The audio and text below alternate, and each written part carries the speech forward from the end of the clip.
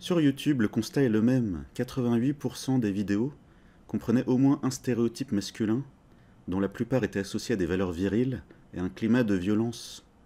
Sous couvert d'humour, les actes et paroles sexistes sont banalisés, participant à la normalisation d'un sexisme ordinaire. Bah voilà, valeurs viriles et un climat de violence. Voilà. Tout à l'heure, quand j'ai hurlé dans le micro avec une grosse voix, eh bien, je participe. Je participe aux 88% de vidéos comprenant au moins un stéréotype masculin.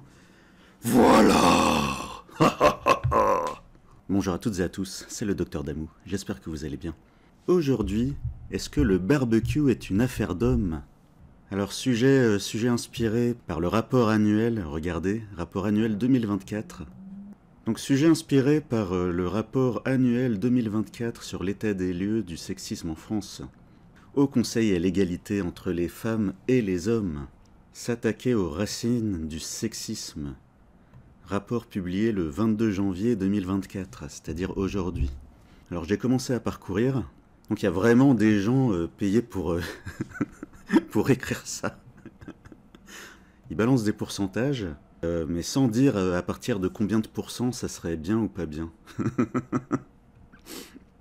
Donc, alors je vais pas tout lire. Je vais pas tout lire, sinon je vais faire que rigoler. Alors la vidéo d'aujourd'hui, donc c'est page combien? Page 10. Page 10. Quel que soit le genre concerné, les clichés de genre sont massivement diffusés dans la société et s'avèrent encore plus ancrés cette année. Là encore, les stéréotypes associés au féminin augmentent davantage auprès des femmes. Ceux associés au masculin augmentent davantage auprès des hommes. À titre d'exemple, le barbecue, une affaire d'homme, plus 3 points, 26%. Alors qu'est-ce que j'ai fait? Je suis allé sur Google, j'ai tapé femme... Non, je vais le formuler autrement. J'ai pas tapé femme. J'ai écrit femme. J'ai écrit femme accident barbecue. Et qu'est-ce qu'on voit? 2 janvier 2022, Calvados, une jeune femme gravement brûlée lors d'un barbecue. 23 mai 2023, Atis-Mons, elle jette de l'alcool à brûler sur un barbecue. Le mari aussi a été pris en charge. Le mari a fini au Grand Brûlé, service de Grand Brûlé, à Paris. 2 mai 2023, Nice matin, 2 femmes gravement brûlées avec un barbecue. Donc c'était à Cannes, c'est marqué en dessous. 29 juillet 2015, une femme de 51 ans gravement brûlée à cause d'un barbecue. L'accident s'est produit en tentant d'allumer son barbecue avec un mélange de carburant dont le bidon s'est retrouvé. Donc moi, mon avis d'homme cisgenre, mon avis c'est que le barbecue, d'après moi, ouais, c'est une affaire d'homme. De la même façon que j'enverrai pas une femme sur des chantiers pour porter des parpaings et pour mettre du goudron en pleine canicule, mettre du goudron sur la route.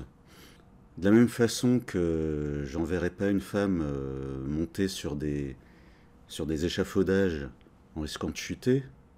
De la même façon que j'enverrai pas une femme... Enfin bref, je vais pas vous faire toute la liste. Donc ouais, je préfère que ce soit un homme qui risque de se brûler. Donc attention, hein, j'ai pas dit qu'aucun homme s'est brûlé en faisant n'importe quoi, en préparant un barbecue. Donc voilà, donc le méchant homme... le soi-disant méchant, sexiste, macho, s'il vous dit de vous éloigner du barbecue, s'il vous propose pas de faire le barbecue à sa place, c'est parce que c'est dangereux en fait. Le masculinisme gagne du terrain. Définition, c'est marqué en dessous, en tout petit. Mouvement social conservateur ou réactionnaire qui prétend que les hommes souffrent d'une crise identitaire parce que les femmes en général, et les féministes en particulier, domine la société et ses institutions. Ça, c'est nul comme définition. Parce qu'ils vont englober tous les courants dedans. C'est comme dire le féminisme. Bah non, dans le féminisme, il y a énormément de courants différents. Exemple que tout le monde va comprendre tout de suite. Les musulmanes qui veulent porter le voile, et t'as des féministes qui vont dire non, c'est sexiste, faut pas porter le voile. Et t'auras des féministes qui vont dire, si une musulmane veut porter le voile, ça la regarde qu'elle. C'est ses croyances, et puis voilà. Donc masculinisme, en fait masculinisme, tu auras aussi bien un courant. Donc eux ils disent conservateur ou réactionnaire.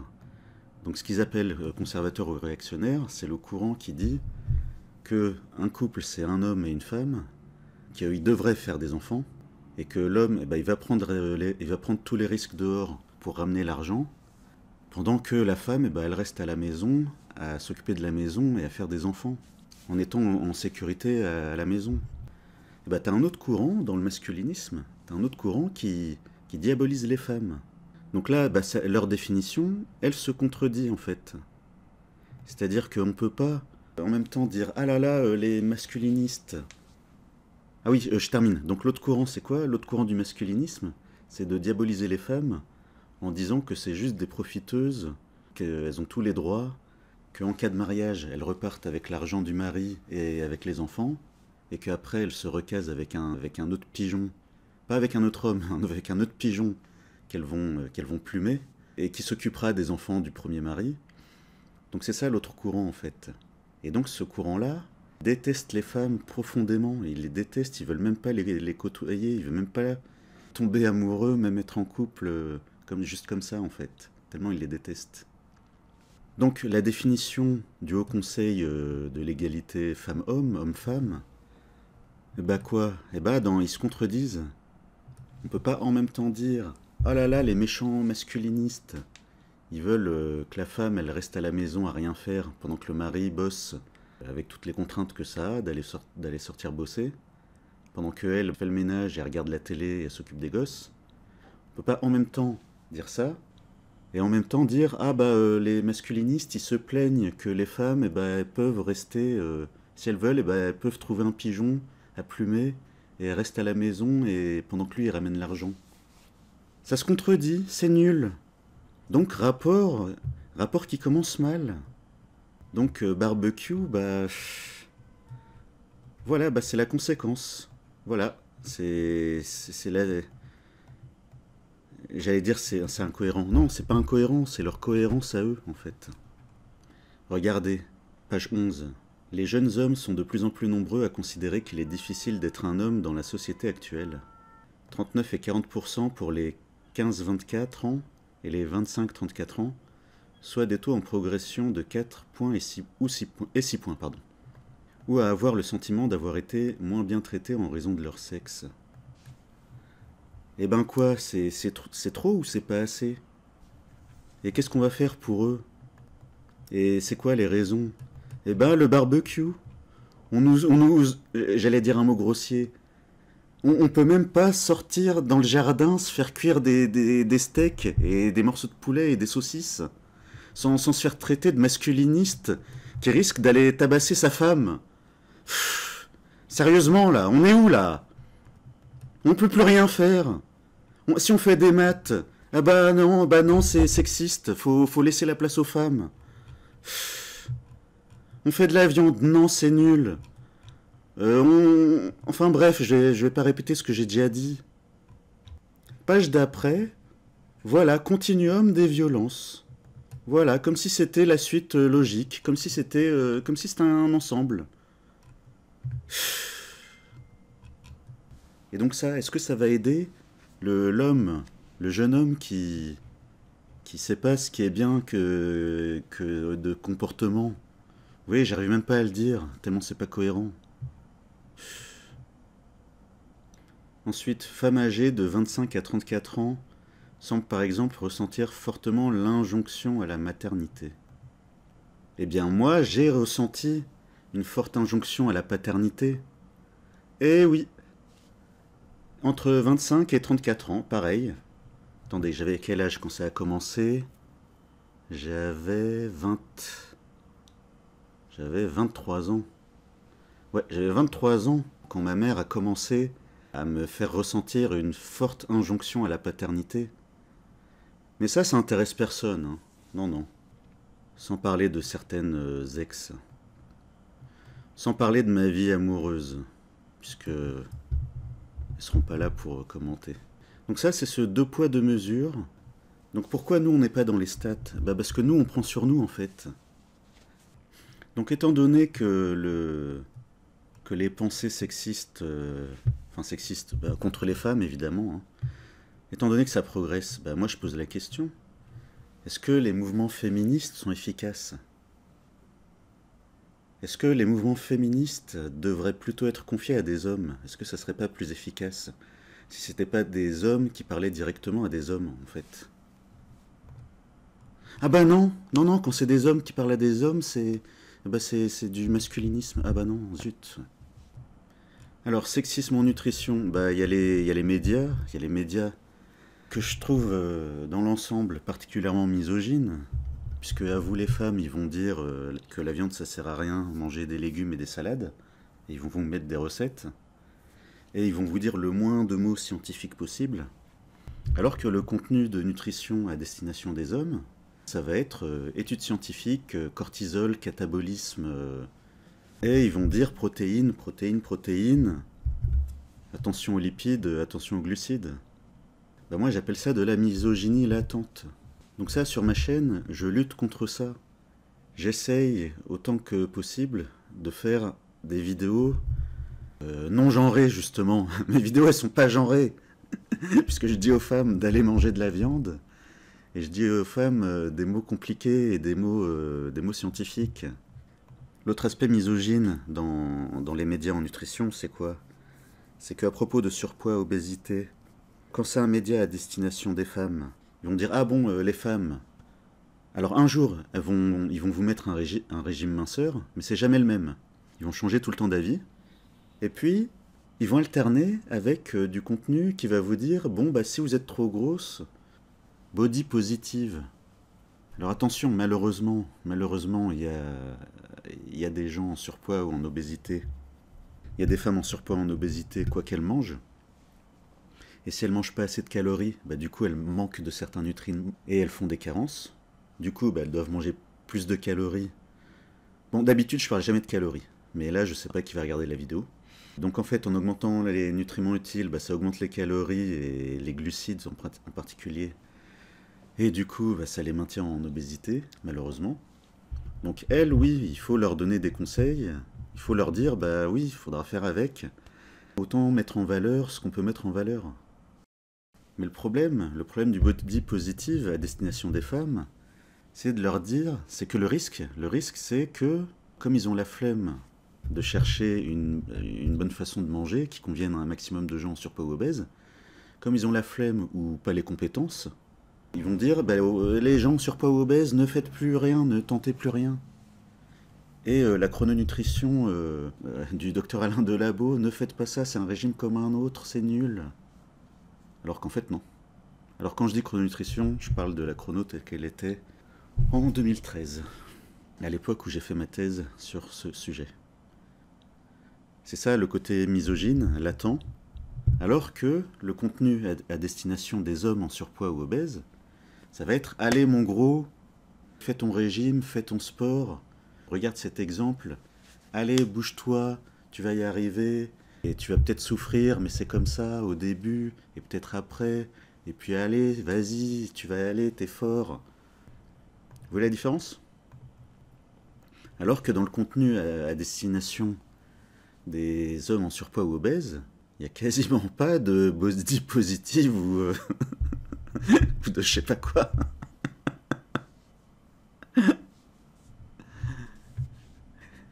Il n'y a quasiment pas de conseils pour comment s'habiller. Bon bah tu vas faire avec, donc on va te montrer comment t'habiller. Non, il n'y en a quasiment pas. Autre sujet, les filles sont 40% à considérer que les hommes sont mieux traités à la maison en ce qui concerne spécifiquement les tâches ménagères. Bah, dans mon enfance, quand j'allais dans la cuisine pour aider, c'était les femmes qui étaient en cuisine qui me chassaient. Elles me chassaient parce que je prenais trop de place et que je les gênais plus qu'autre chose. Donc ça, personne n'en parle. Hein. Après, on s'étonne qu'il y a des hommes qui savent pas cuisiner. Bah si on nous chasse de la cuisine, bah ouais, on peut pas apprendre à cuisiner. Alors ça écrit que les garçons à l'école seront davantage poussés à réussir. Moi, dans mes souvenirs, je me rappelle pas avoir été spécialement poussé à réussir. Par exemple, une fille est caractérisée du point de vue de son comportement, souriante, sérieuse, travailleuse, alors qu'un garçon, du point de vue de ses compétences, peut mieux faire. C'est un autre truc sexiste dans les médias en nutrition, c'est que la femme qui parle de nutrition, à partir du moment où elle est souriante, qu'elle parle gentiment, eh ben c'est bon, on lui passe tout. Alors que le garçon, il va être jugé sur ce qu'il dit. Enfin, à part le public de la tronche en biais, qui juge pas tellement sur les compétences. Bah dans mon cas, on me juge principalement sur le contenu de ce que je dis. Ça c'est vrai, et donc ça rejoint ce que j'ai dit tout à l'heure. C'est que si une diététicienne passe sur l'A5 pour montrer une recette de salade, bah ça passe. Par contre, si moi je passais sur France 5 pour dire à la ménagère de manger de la viande blanche ou rouge tous les midis, bah là du coup, tout de suite ça serait « Ah bon, quelles sont vos sources scientifiques ?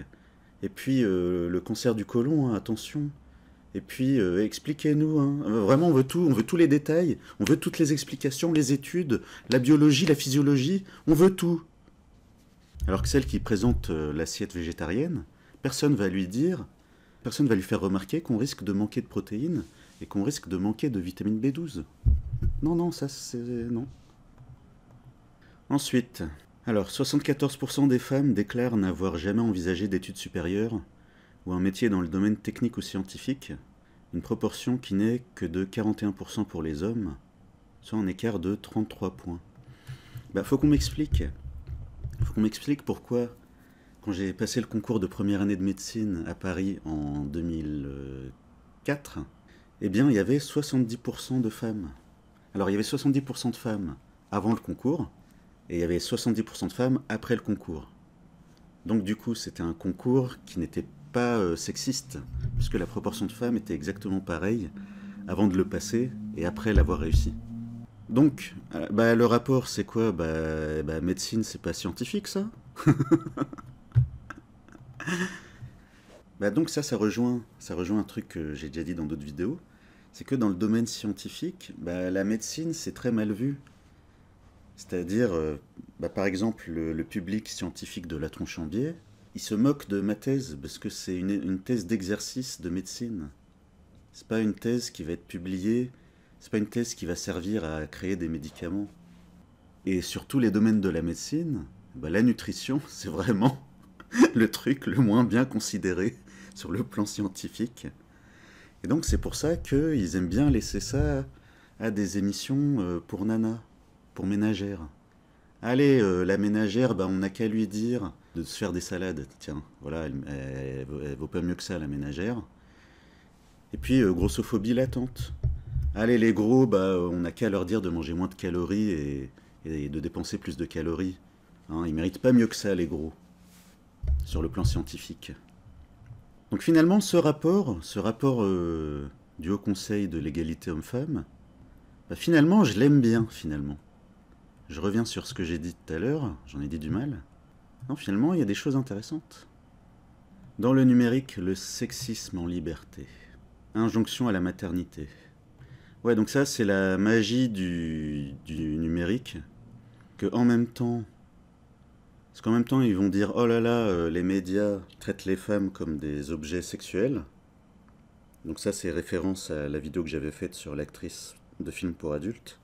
Et en même temps, ils disent « Oh là là, les médias numériques, injonction à la maternité. Femmes présentées dans un rôle maternel, enceintes, jeunes mamans, dévouées à leur grossesse. » Donc ça, c'est la magie du numérique. Sur YouTube, le constat est le même. 88% des vidéos comprenaient au moins un stéréotype masculin, dont la plupart étaient associés à des valeurs viriles et un climat de violence. Sous couvert d'humour, les actes et paroles sexistes sont banalisés, participant à la normalisation d'un sexisme ordinaire. Voilà, valeurs viriles et un climat de violence. Voilà, tout à l'heure, quand j'ai hurlé dans le micro, avec une grosse voix, eh bien, je participe aux 88% de vidéos comprenant au moins un stéréotype masculin. Voilà. Dans l'audiovisuel, une sous-représentation des femmes encore importante mais qui se résorbe. Je préfère rien dire. Alors, ensuite. Ensuite, ça, c'est les contenus pour enfants. Ensuite, les ravages de l'industrie pour adultes. Alors, est-ce que je peux commenter tout en ayant un rapport avec les chaînes? Il y a deux choses. Les féministes elles se plaignent qu'à métier égal, les femmes gagnent moins. Eh bien, s'il y a bien une industrie où les femmes gagnent plus que les hommes pour le même métier, eh ben, c'est bien l'industrie des films pour adultes. Donc ça, c'est la première chose. Deuxième chose, donc les féministes, elles se plaignent que les médias montrent toujours les mêmes canons de beauté, entre guillemets, les mêmes femmes minces, grandes, avec une poitrine, avec une taille fine et avec des hanches. Bah, s'il y a bien une industrie où tous les types de physique de femmes sont représentés, donc s'il y a bien une industrie qui reflète la diversité des physiques des femmes, même avec leurs défauts, même avec des vergetures et de la cellulite, et du ventre, etc., eh bien c'est bien l'industrie du film pour adultes. Il y a de tout. Mais même là, quand il s'agit de ça, j'avais vu un article là-dessus, bah les féministes, au lieu de dire c'est bien, ça représente la diversité des corps des femmes, et il n'y a pas d'injonction nanani nanana, bah non, les féministes, quand elles voient ça, elles disent « Ah bah non, c'est nul parce que c'est classé en catégories. À gauche, bah y a des catégories. Bah les catégories servent à ce que la personne qui regarde trouve tout de suite, en fait. Au lieu de passer des plombes. Au lieu de passer des plombes à chercher. Donc stéréotype masculin, classé en catégories pour aller plus vite et pour pas y passer de plombes.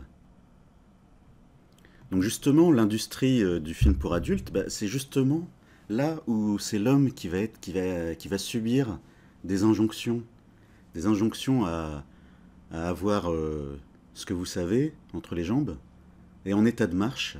C'est ça, hein, injonction, c'est voilà, faut que, hein, tac. Même, alors que ça dépend pas forcément de lui en fait. Ça dépend pas forcément, c'est pas forcément de la volonté. C'est pas forcément une question de volonté. T'en as qui prennent des produits pour performer, et ils doivent performer pendant des heures. C'est-à-dire qu'eux, ils peuvent pas simuler. Alors, elle est où l'injonction? C'est qui souffre de ça? Et qui consomme? Qui devient addict? Quel genre? Est-ce que c'est le genre féminin ou masculin qui a le plus de risques de devenir addict à ça dès l'adolescence, à regarder ça jour et nuit, à n'importe quelle heure, je sais pas combien de fois par jour, jusqu'à en devenir zinzin? Hein? Est-ce qu'ils en parlent de ça? Est-ce qu'ils parlent d'addiction? Ils parlent pas des ados qui restent chez eux à regarder ça toute la journée. Ados et hommes jeunes, etc. Non, non, ça ils en parlent pas.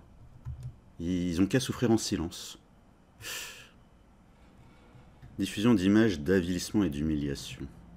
Des femmes. Ah oui, évidemment, ils parlent que des avilissements et humiliations des femmes. Par contre, toutes les vidéos où c'est l'inverse, ça ils en parlent pas. Hein. Ils font comme si ça n'existait pas. Oui, oui, ça existe. Ça existe, des vidéos où c'est l'homme qui est humilié par une ou plusieurs femmes. Ça existe. Alors, recommandation. Attaquons d'urgence le sexisme à sa racine. Bah, sauf que là, avec tout ça, on les connaît pas, les racines, en fait. Et la biologie, est-ce qu'ils vont s'attaquer à la biologie? Est-ce qu'ils vont s'attaquer à la testostérone?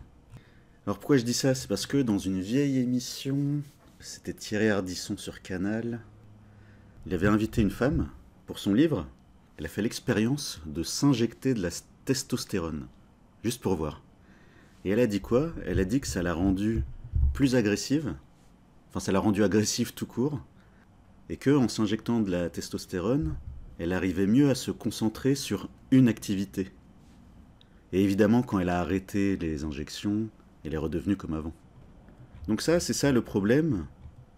Bah, comme en nutrition, Le problème, eh ben, c'est qu'on va encore ignorer la biologie humaine, la physiologie humaine. Voilà, ils veulent un quota de filles. Bah du coup, en médecine, 70% de filles, on fait comment? Est-ce qu'on les diminue?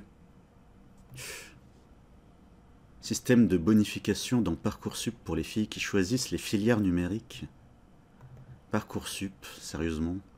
Les patientes qui m'en ont parlé, à propos de leurs enfants, faire du délit de sexisme un véritable outil juridique de condamnation du sexisme. Bah ouais, mais le problème, c'est que on peut dire quoi, en fait? Parce que délit de propos, si ça concerne des propos, bah ça va dépendre du juge. Et donc, qu'est-ce que je peux dire, en fait? Est-ce que je peux contredire ce rapport? Si je dis, bah, mon passage sur le barbecue, est-ce qu'on va me poursuivre pour délit de sexisme? Qu'est-ce que je risque? Ah, c'est écrit en tout petit. Qu'est-ce que je risque? Non, je plaisante, évidemment que j'ai rien dit de sexiste dans la vidéo. Attendez, je suis pas comme ça. Je suis pas comme ça. Voilà. Un bien beau rapport du Haut Conseil à l'égalité entre les femmes et les hommes. Bah déjà, si on pouvait commencer par rendre les femmes égales entre elles et les hommes égaux entre eux, déjà on aura déjà fait la moitié du boulot. Donc voilà, donc si un avocat si un avocat ou un juriste ou un magistrat écoute ma vidéo, signalez-moi si j'ai dit un truc qu'il fallait pas dire. Hein, j'ai pas envie de me retrouver au tribunal pour ça, s'il vous plaît. Si vous êtes allé au bout, pensez à mettre un like, ça fait plaisir. Pensez à vous abonner si c'est pas déjà fait. Et à bientôt pour la prochaine vidéo.